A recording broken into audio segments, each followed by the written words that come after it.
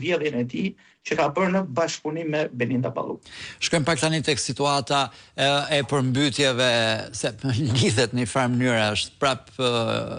Ministria e Infrastrukturës dhe Energjisë që do duhet të ishte sot në balë të gjërave, se ka çeduar dhe infrastruktura dhe energjia si pasojë e situatës, është e paralizuar krejtësisht ministria, nuk është, drejtorët janë arrest shtëpie kështu me radhë. Po çfarë ka ndodhur në qarkun e Elbasanit nga kontaktet që keni pasur ju atje zoti Imçi, si ka qenë? Unë jo më shumë se sa dje kam bërë publike që një pjesë e konsiderueshme e fshatrave të Gramshit ka mbetur prej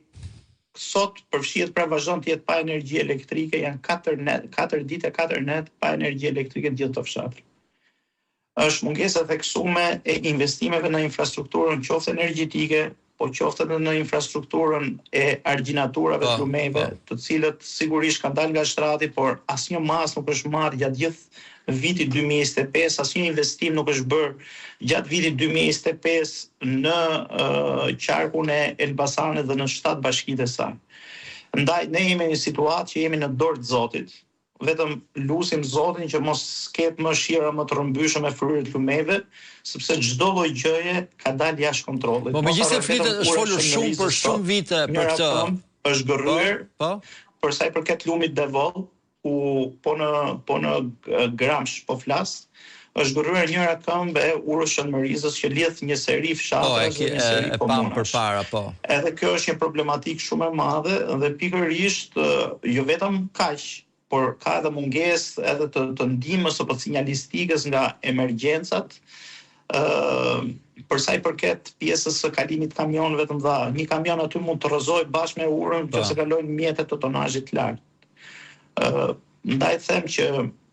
duhet patjetër një ndërhyrje maksimale edhe në investime, por edhe në investimet të cilat janë parashikuar në projekt buxhetin e 2026-s, po them janë thërmie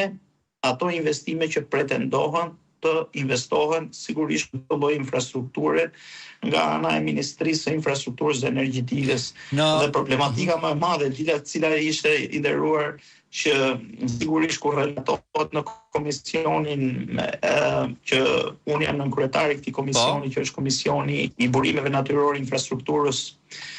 Energjetikës dhe Zhvillimit Qëndrueshëm, sigurisht prezantohet projekt buxheti nga zëvendësimi ministria dhe jo nga ministria,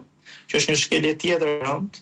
ku e ka detyrim në ligjor dhe për sa i përket edhe rregullores kuvendit ku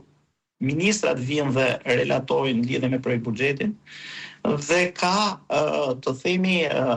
mungesë të theksuar të investimeve, ka një mungesë të strategjisë se ku shpërndahen këto lloj investimesh. Pra janë qoka që i bëhen